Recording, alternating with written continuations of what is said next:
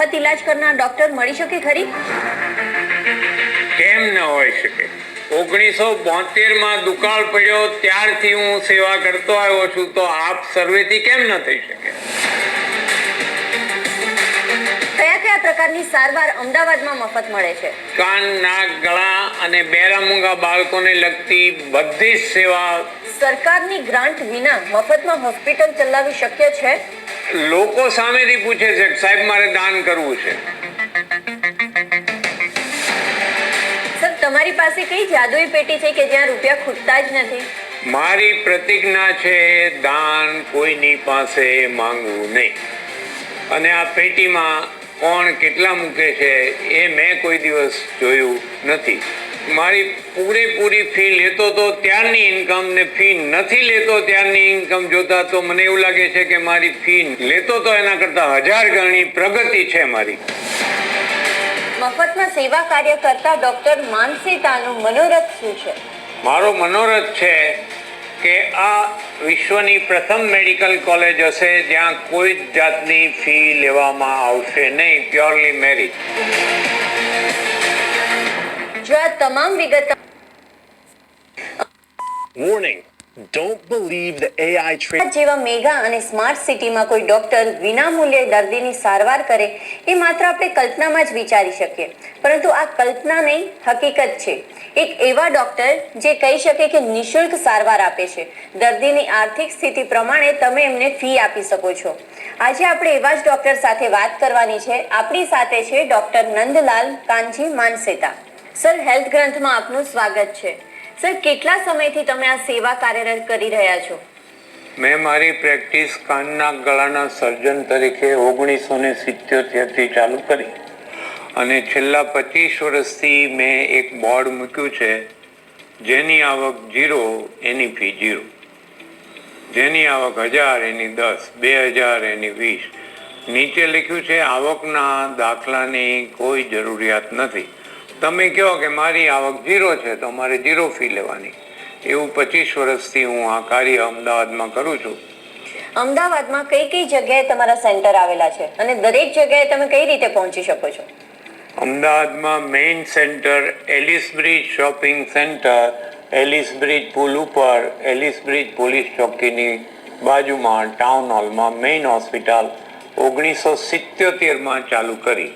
બીજું સેન્ટર બાપુનગર સમજુબા હોસ્પિટલમાં બનાવ્યું અને છેલ્લે ડ્રાઇવિંગ રોડ ઉપર અભિનવ સોસાયટી, ગુરુકુળ મેટ્રો સ્ટેશનની નીચે રોડ ઉપરનો બંગલો, સ્ટેટ બેંક ઓફ ઇન્ડિયાની સામે, અમૂલ ડેરીની બાજુમાં એ ત્રીજું સેન્ટર બનાવ્યું.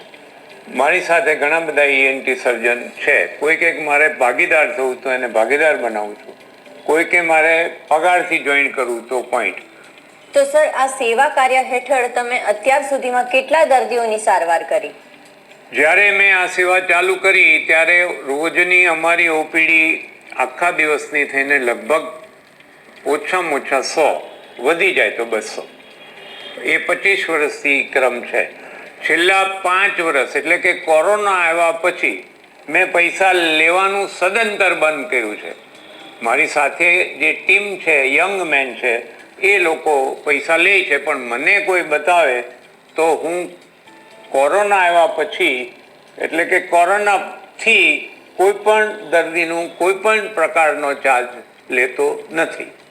તો તમે કંઈ પણ ચાર્જ નથી લેતા, તો આ હોસ્પિટલ કઈ રીતે ચાલે છે? આ કોઈ પરમ શક્તિ ચલાવે છે. આપને જાણીને આનંદ થશે કે જ્યારે હું પૂરી ફી લેતો હતો ત્યારે જે મારી આવક હતી એના કરતાં ઘણી આવક વધી. એનું કારણ એ છે કે જે 0 વાળો તો 0 આપે જ છે, પણ સામેથી માણસ એમ કહે કે સાહેબ મારા 1000 રૂપિયા લ્યો, મારા 2000 રૂપિયા લ્યો, મારા 5000 રૂપિયા લ્યો. એટલે કોઈ દિવસ મેં કોઈની 5000 ફી પ્રેક્ટિસ કરી ત્યાં સુધી લીધી નથી, પણ લોકોએ આ બોર્ડ વાંચીને મને ખૂબ ઉદારતાથી પૈસા આપ્યા છે. પછી મેં થયું કે આટલા બધા પૈસા આવ્યા, હવે શું કરવું?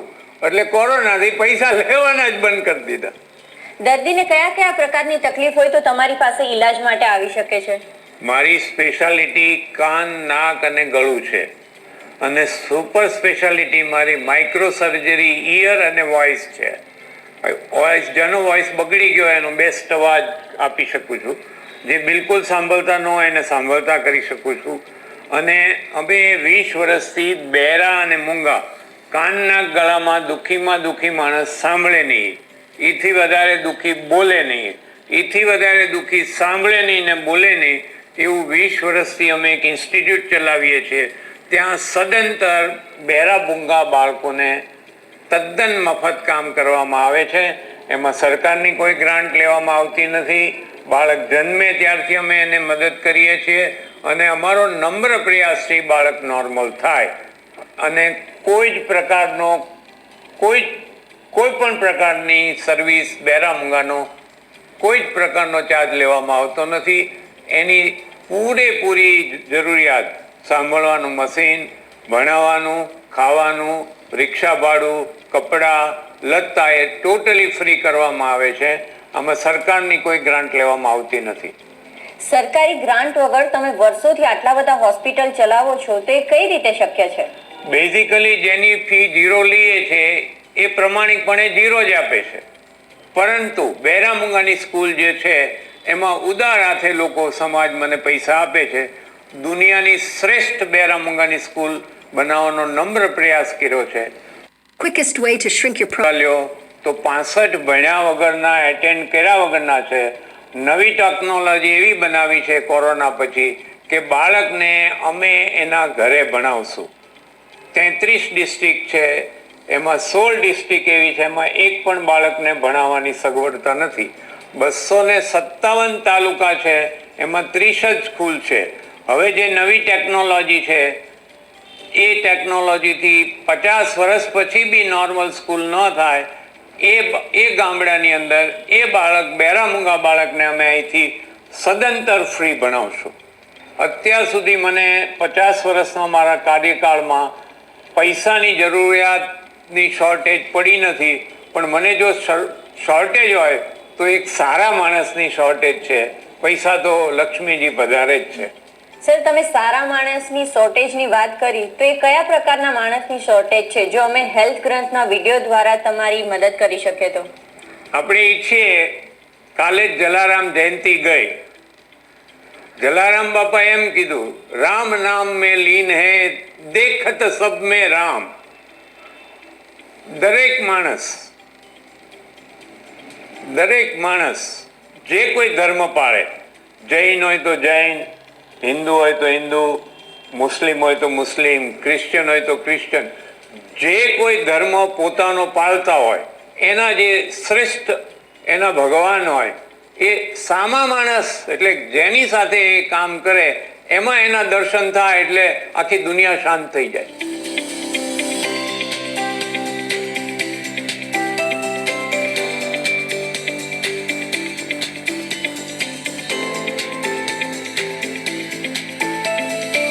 આટલા વર્ષોથી જે સેવા કાર્ય ચાલી રહી છે તેમાં અંદાજે કેટલો ખર્ચો થયો હશે? તમને હું સાવરકુંડલાનો દાખલો આપું. મારું માદરે વતન સાવરકુંડલા એટલે કે અમરેલી ડિસ્ટ્રિક્ટ એટલે કે સૌરાષ્ટ્ર, ત્યાં હું જન્મેલો છું.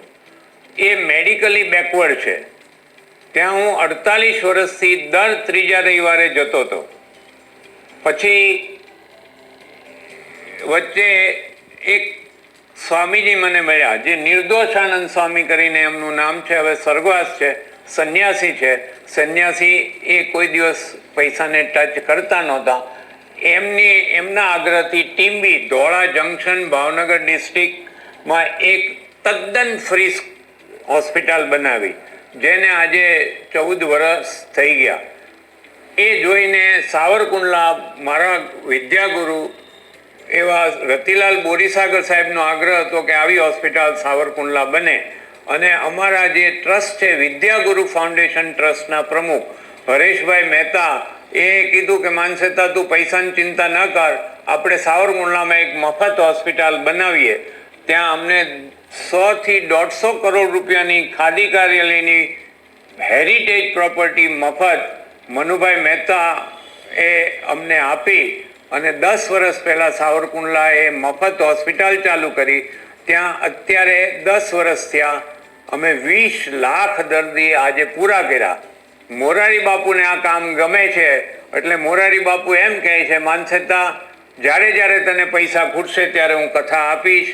અમને એક કથા એમણે સાવરકુંડલા આપી અને એમાં 20 કરોડ રૂપિયા અમને મળ્યા અને આજે બી અમને પૈસાની શોર્ટેજ નથી.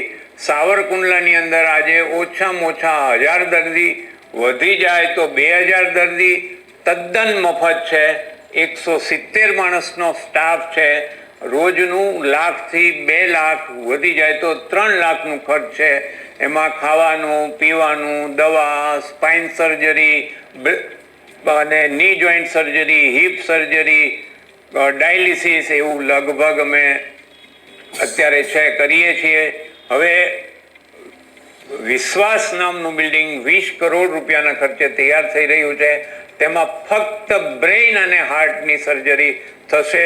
જે કંઈ ત્યાં થાય છે એ તદ્દન મફત થાય છે. સર, અમદાવાદમાં 3 જગ્યાએ તમે સેન્ટર ચલાવો છો, તો આ 3 જગ્યાએ તમે એકલા કઈ રીતે પહોંચી શકો છો? આજથી લગભગ મેં 30 વર્ષ પહેલાં મારો સન લંડન ભણવા ગયો અને ત્યાર પછી મારી દીકરી આગ્રહ કરીને અમેરિકા ભણવા ગઈ. એટલે મેં વિચાર્યું કે એક દીકરો લંડન છે, દીકરી અમેરિકા છે, એ લોકો તો આવવાના જ નહીં, કારણ કે બિઝી છે, યંગ છે. એની ઉંમરે હું એટલો બધો બિઝી હતો કે હું બી મારા મા બાપનું એટલું બધું ધ્યાન નહોતો. મેં પ્રયત્ન ખૂબ કરેલા કે મારી સાથે રાખવું ને, એટલે એ લોકો અહીંયા આવશે નહીં એટલે મેં ફૂલ ટાઈમ ENT સર્જનો રાખવાના ચાલુ કર્યા. એટલે ફૂલ ટાઈમ ENT સર્જનો મારી સાથે રહે અને એક બાપુનગરમાં જોવે, એક એલિસ બ્રિજ જોવે, એક ડ્રાઇવિંગ જોવે અને જ્યાં જ્યાં જરૂર પડે ત્યાં રોટેશનમાં હું બી જોઉં. રોજના અમે 10-15 ઓપરેશનો કરીએ. રોજના અમે 100, ઓછામાં ઓછા 200 પેશન્ટ જોઈએ, પણ અમારી બહુ મોટી ટીમ હતી.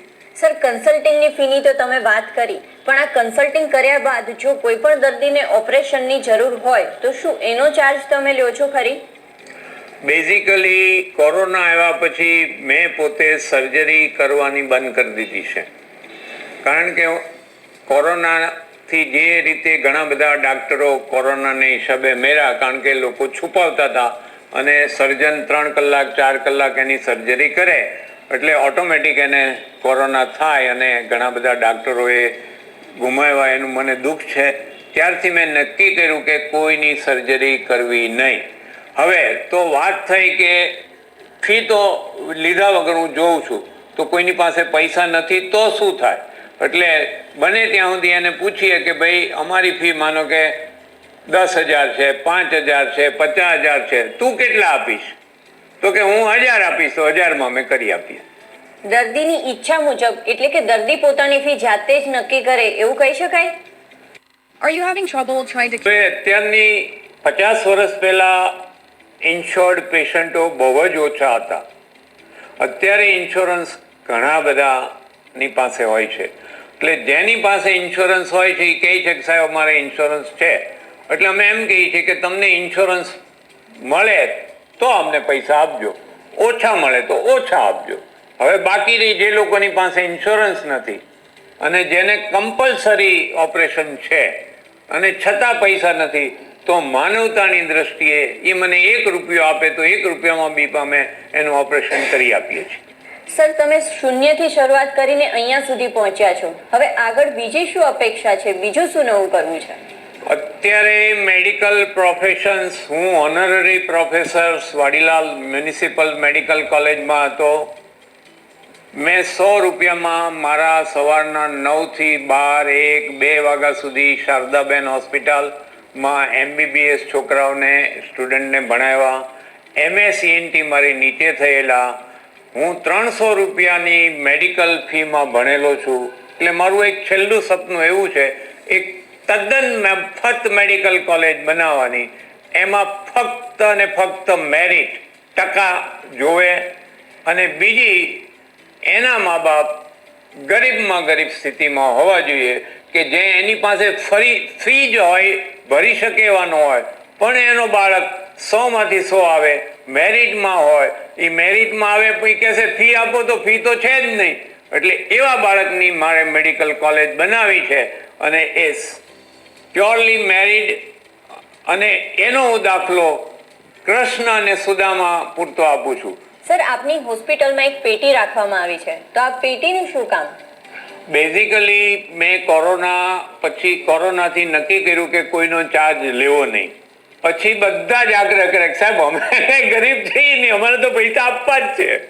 પણ મેં કીધું હું લેતો નથી, તમે ન લેતા હો તો એ તમારો પ્રોબ્લેમ છે, અમારે પૈસા આપ્યા વગર અમે અહીંથી જવાના નથી. એટલે મેં પેટી મૂકી અને એ પેટીમાં જેની ઈચ્છા જે હોય એ મૂકે. એ પેટીને હું જોતો નથી અને જે આપે એ એવી રીતે આપે છે કે એને જ ખબર હોય કે આમાં મેં કેટલા મૂક્યા છે. પેરામુંગાની સ્કૂલમાં જરૂર પડી આ તો લાગે છે, કોઈને દવાના જોતા હોય તો લાગે છે.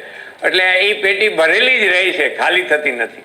આપણે વાત કરી ડોક્ટર નંદલાલ માનસીતા સાથે, જે વર્ષોથી આ સેવા કાર્ય પૂરું પાડી રહ્યા છે.